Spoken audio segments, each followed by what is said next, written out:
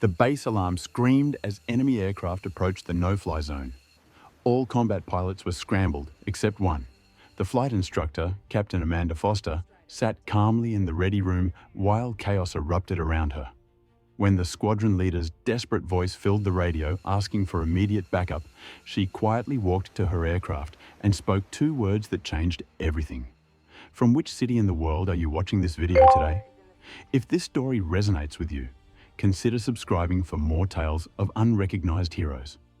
Peterson Air Force Base erupted into chaos as the alert klaxon pierced the Colorado morning. Captain Amanda Foster sat motionless at her desk while seasoned fighter pilots around her grabbed flight gear and sprinted toward their F-22 Raptors. Red emergency lights bathed the ready room as voices crackled over intercoms, coordinating the scramble response to an unidentified aircraft violating restricted airspace. Lieutenant Colonel Ryan Murphy, the squadron's ace pilot, barely glanced at Amanda as he strapped on his helmet. At 32, Murphy embodied everything the younger pilots aspired to become: fearless, skilled, and bearing the confidence that came from 47 confirmed air-to-air victories. Amanda Foster represented the opposite in his mind, a 39-year-old instructor who spent her days teaching basic flight patterns to academy cadets instead of engaging real enemies. "Keep the coffee warm for us, Professor," Murphy called out, using the condescending nickname that had followed Amanda for 3 years. The other pilots laughed as they rushed past, their adrenaline surging at the prospect of actual combat. Amanda continued reading her lesson plans on basic navigation techniques, seemingly oblivious to the emergency unfolding around her. Within 8 minutes, 14 F-22s thundered down the runway, their twin engines creating sonic booms that rattled windows across the base. Amanda watched through the ready room glass with the same mild interest she showed during routine training exercises. Her perpetual calm had convinced everyone at Peterson that she was exactly what she appeared to be: a competent but unremarkable pilot whose combat days, if they had ever existed, were long behind her. Brigadier General David Hayes burst through the ready room doors as the last Raptor disappeared into the mountain sky. His face was grim, sweat visible despite the morning chill. He found Amanda exactly where he expected, at her desk, apparently unconcerned by the base-wide emergency. "Foster," Hayes barked, "I need every available pilot airborne. We've got multiple bogies penetrating our defense zone, and intel suggests they're testing our response capabilities." Amanda finally looked up from her paperwork, her blue eyes showing none of the excitement that typically gripped pilots before a mission. She nodded once, a gesture so understated it could have been mistaken for indifference. "I can take up the backup trainer," she replied in the same measured tone she used to explain landing procedures to nervous students. "Standard reconnaissance mission?" Hayes was already moving toward the communications center, his mind occupied by tactical considerations far beyond a simple training flight. "Whatever you think is appropriate, Captain," he called back without turning around. "Just get something in the air for situational awareness." Amanda gathered her flight materials with the same methodical precision she brought to everything else, showing no urgency despite the crisis developing overhead. The walk to the flight line revealed the full scope of the emergency. Ground crews swarmed around aircraft, loading ammunition and fuel with practiced efficiency. Air traffic controllers coordinated multiple radio frequencies simultaneously, their voices tense with concentration. Emergency vehicles positioned themselves along the runway, their red lights painting the tarmac in urgent colors. Amanda approached the lone T-38 Talon trainer sitting in the shadow of the massive fighter jets. The aircraft looked almost fragile compared to the F-22s that had launched minutes earlier. A two-seat trainer designed for teaching basic aerobatics rather than engaging enemy aircraft. Technical Sergeant Lisa Parker, the crew chief, looked surprised to see Amanda approaching during an active scramble. "Ma'am, you sure you want to take her up during all this?" Parker asked, gesturing toward the organized chaos surrounding them. "Might be safer to wait until the exercise is over." Amanda's expression didn't change as she began her pre-flight inspection, running her hands along the aircraft's surfaces with the practiced efficiency of someone who had performed the ritual thousands of times. "Just a standard training flight, Sergeant," Amanda replied, checking the engine intakes for debris. "I need to log some flight hours anyway." Parker shrugged and began removing the safety pins from the ejection seats, muttering about instructors who chose the worst possible times to catch up on paperwork requirements. As Amanda strapped herself into the cockpit, radio chatter filled her headset with urgent communications between the scrambled fighters and ground control. Murphy's voice dominated the frequency, coordinating the squadron's response to what appeared to be a sophisticated incursion by advanced aircraft of unknown origin. Control, Viper lead has visual on 4 aircraft at Angels 20, bearing 090. Aircraft appear to be advanced fighters, possibly stealth configuration, requesting permission to engage if they continue on current heading. The response from ground control crackled with tension. Viper lead, maintain defensive posture. Do not engage unless fired upon. We're trying to establish communications with the unidentified aircraft. Amanda started the T-38's engines, their high-pitched whine barely audible over the radio traffic. She taxied toward the runway with the same unhurried pace she used during routine training missions, apparently unconcerned by the drama unfolding in the airspace above her. Peterson Tower, Trainer 7 requesting takeoff clearance for local area training flight, she transmitted, her voice carrying none of the urgency that characterized every other radio transmission that morning. The tower controller's response reflected his surprise. Trainer 7, be advised we have an active scramble in progress. Recommend you delay departure until airspace is clear. Understood, Tower.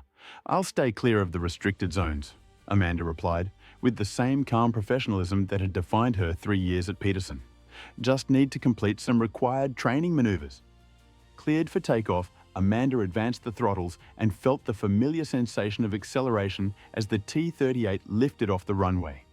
She climbed steadily toward the training areas, maintaining radio silence while monitoring the increasingly frantic communications between the F-22s and their controllers. Murphy's voice cut through the static.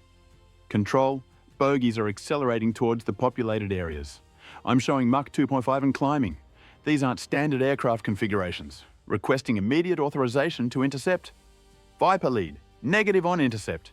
Maintain surveillance only. We're coordinating with higher command on rules of engagement. Amanda leveled off at 15,000 feet, well below the altitude where the drama was unfolding. She began a series of gentle turns, ostensibly practicing basic maneuvers, while actually positioning herself to observe the developing situation. Through her canopy, she could see contrails marking the positions of the F-22s as they struggled to keep pace with aircraft that seemed to defy conventional performance limitations. The radio erupted with alarm as Murphy's voice cracked with stress. Control, I'm losing ground on the lead bogey. He's pulling away at impossible speeds. My radar is showing maneuvers that shouldn't be aerodynamically feasible. Whatever these things are, they're not playing by our rules. Other pilots began chiming in with similar reports. The unidentified aircraft were demonstrating capabilities that exceeded anything in the known inventory of potential adversaries. They moved with precision that suggested advanced artificial intelligence, executing turns and accelerations that would have killed human pilots. All Vipers, this is Control. Fall back to defensive positions around the base perimeter. Do not pursue the bogies beyond visual range. Amanda listened to the growing desperation in the voices of pilots who had never encountered anything beyond their capabilities. The F-22 Raptor was supposed to be the most advanced fighter aircraft in the world, capable of dominating any aerial threat. Yet, these pilots were being outmaneuvered by aircraft that seemed to operate outside the laws of physics. Murphy's voice returned to the frequency, tight with frustration. Control, the bogies are circling back. They're heading directly for the base at high speed. I can't get a firing solution. They're too fast and maneuverable. We need backup immediately. All available aircraft, this is Peterson Control. Emergency scramble authorization. Get everything airborne that can fly. Amanda made her decision.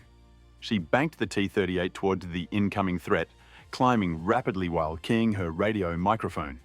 When she spoke, her voice carried an authority that seemed completely at odds with her role as a training instructor. Peterson Control, this is Ghostrider requesting permission to engage. Silence filled the radio frequency. The call sign hadn't been heard in military communications for over 5 years, not since the conclusion of classified operations that officially never happened. Ground controllers frantically checked their databases, finding references to Ghostrider buried in files marked with security classifications beyond their clearance levels. Murphy's voice broke the silence. "Who the hell is Ghostrider? Control, we've got an unknown pilot using a classified call sign." General Hayes had reached the control tower by then, monitoring the crisis from the nerve center of base operations. When he heard the call sign, his face went pale with recognition. He grabbed the microphone from the startled controller, his voice shaking with disbelief. "Ghostrider, this is Peterson Actual. Confirm your identity and current position." Amanda's response was calm and professional. "Peterson Actual. Ghostrider is currently at Angels 15, bearing 270 from base. Request permission to engage hostile aircraft threatening base security."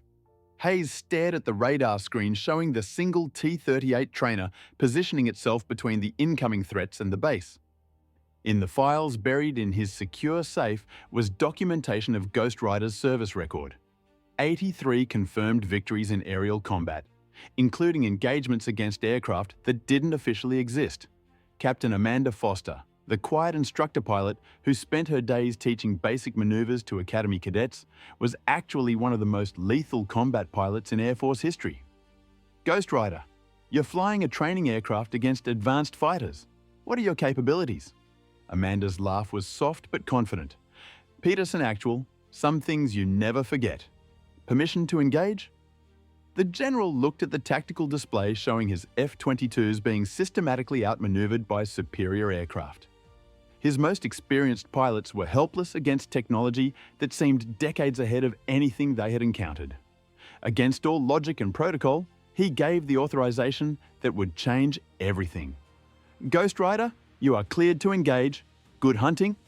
Amanda pushed the T-38's throttles to maximum power, feeling the familiar surge of acceleration as the trainer transformed from a teaching tool into a weapon. She had spent 5 years pretending to be something she wasn't, hiding her true capabilities behind the facade of a routine instructor. Now, with her base under threat and her fellow pilots in danger, the pretense was finally over. The first enemy aircraft appeared on her horizon, a sleek shape that seemed to bend light around its edges. Amanda's hands moved across the controls with muscle memory perfected through years of combat, setting up an intercept course that would bring her into weapons range within seconds. "Murphy, this is Ghostrider. Brake left and climb to Angels 25. I'll take the lead bogey." "Ghostrider, negative. You're in a trainer aircraft with no weapons. Fall back immediately." Amanda's voice carried the quiet confidence of someone who had faced impossible odds before. "Murphy, trust me on this one. Just get your people clear." What happened next defied everything the observers thought they knew about aerial combat. The T-38 trainer, an aircraft designed for teaching student pilots basic maneuvers, began executing combat tactics that belonged in classified manuals. Amanda used the aircraft's smaller size and lighter weight to her advantage, exploiting flight characteristics that her years of experience had taught her to maximize. The enemy aircraft, despite their advanced technology, had been programmed to counter the capabilities of frontline fighters like the F-22. They weren't prepared for the unconventional tactics of a pilot who could make a training aircraft perform like a weapon of war. Amanda's first pass resulted in a mid-air collision that sent the enemy fighter spiraling toward the ground in flames. "Peterson Control, Ghostrider has splash 1, engaging remaining hostiles." The radio frequency erupted with disbelief as pilots and controllers witnessed maneuvers that shouldn't have been possible. Amanda was flying the T-38 beyond its design limitations, using techniques that existed only in theoretical documents buried in classified archives. Each engagement demonstrated mastery that came from experience no training program could provide. Within 12 minutes, all 4 enemy aircraft had been destroyed or driven from the area. The T-38 trainer, battered but intact, circled back toward Peterson Air Force Base while emergency crews rushed to secure the crash sites. Amanda's voice returned to the calm, professional tone she had used for 3 years of routine instruction. "Peterson Control, Ghostrider requesting landing clearance. Mission complete." As she taxied back to the flight line, Amanda could see the crowds of personnel gathered to witness her arrival. Ground crews, maintenance technicians, and pilots who had known her only as the quiet instructor now stared in awe at someone who had just redefined their understanding of aerial combat. General Hayes was waiting when she climbed down from the cockpit, his expression mixing relief with bewilderment. The woman who had spent 3 years teaching basic flight patterns to nervous students had just demonstrated capabilities that exceeded those of the Air Force's most elite pilots. "Captain Foster," he said quietly, "I think we need to have a very long conversation about your background." Amanda removed her helmet, revealing the same calm expression she had worn throughout the crisis. "Yes, sir. I suppose the training mission is over." Murphy approached with his squadron, their faces showing the respect reserved for pilots who had proven themselves in actual combat. The condescending nickname Professor would never be used again. In its place was the recognition that they had been serving alongside a legend who had chosen to hide in plain sight. "Ghostrider," Murphy said, his voice carrying genuine admiration. "Why didn't you ever tell us who you were?" Amanda looked towards the mountains where smoke still rose from the crash sites, her expression thoughtful. "Because some stories are better left untold, and some skills are better kept hidden until they're truly needed." As the sun set over Peterson Air Force Base, Amanda Foster returned to her desk in the ready room, organizing lesson plans for the next day's training sessions. But everything had changed. The quiet instructor who had spent 3 years blending into the background was now recognized as one of the most formidable pilots in military history. The weeks following the incident brought a steady stream of visitors to Peterson Air Force Base. Intelligence officers from the Pentagon arrived with thick files and security clearances that exceeded those of the base commander. They spent hours in closed-door meetings with Amanda, reviewing classified records that painted a picture of her true service history. Colonel Jennifer Warren from Air Force Special Operations Command was among the first to arrive. She had worked with Ghostrider during operations in classified theaters, missions that existed only in files marked with the highest security classifications. Seeing Amanda sitting quietly in the same ready room where she had taught basic flight maneuvers for 3 years struck Warren as almost surreal. "When you disappeared from the program 5 years ago, we assumed you were done with operational flying," Warren said during their private meeting. "The psychological evaluations after your last mission suggested you needed time away from combat operations." Amanda's expression remained neutral as she recalled the events that had led to her voluntary exile from frontline service. 83 victories in aerial combat tends to leave marks that don't show on medical examinations, Colonel. I needed to remember what it felt like to fly without constantly looking for threats that might not exist. The conversation revealed the depth of Amanda's previous service. Ghostrider had been more than just an exceptional pilot. She had been part of a classified program that tested experimental aircraft and engaged threats that conventional forces weren't equipped to handle. Her service record included engagements against aircraft using technology that officially didn't exist, victories that couldn't be acknowledged because the enemies themselves were classified beyond public knowledge. "The aircraft you engaged last week," Warren continued, "preliminary analysis suggests they were using propulsion systems that we don't fully understand. Our best engineers are still trying to figure out how they achieved those performance characteristics. Yet you destroyed them using a training aircraft that shouldn't have been capable of keeping up with them." Amanda's slight smile suggested she wasn't surprised by the military's confusion. "Technology is only as effective as the person operating it, Colonel. Advanced aircraft still follow the laws of physics, even if they push those laws to their limits. Once you understand the principles, you can find ways to exploit their weaknesses." The technical debriefing sessions revealed the sophistication of Amanda's tactical thinking.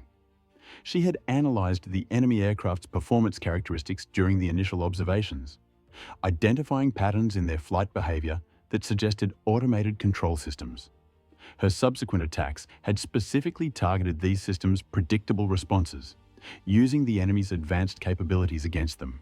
The conversations revealed that Amanda had spent her years as an instructor analyzing every aspect of aircraft performance, not just for teaching purposes, but as a mental exercise to maintain her combat edge. She had developed training scenarios that pushed student pilots beyond their comfort zones, though she had carefully disguised these lessons as routine instruction. Lieutenant Sarah Kim, one of Amanda's former students, was among those interviewed during the investigation.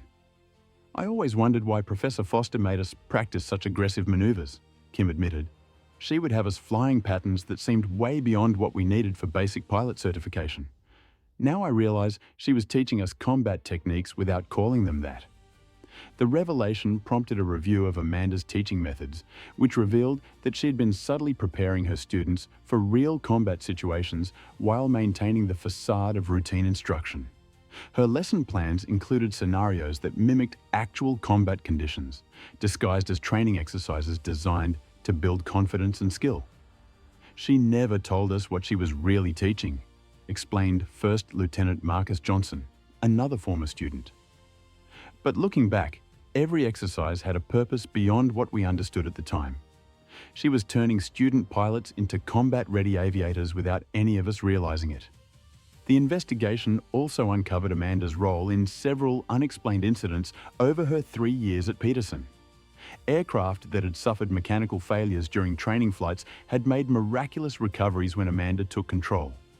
Student pilots who had encountered dangerous weather conditions had landed safely after receiving guidance that exceeded standard emergency procedures.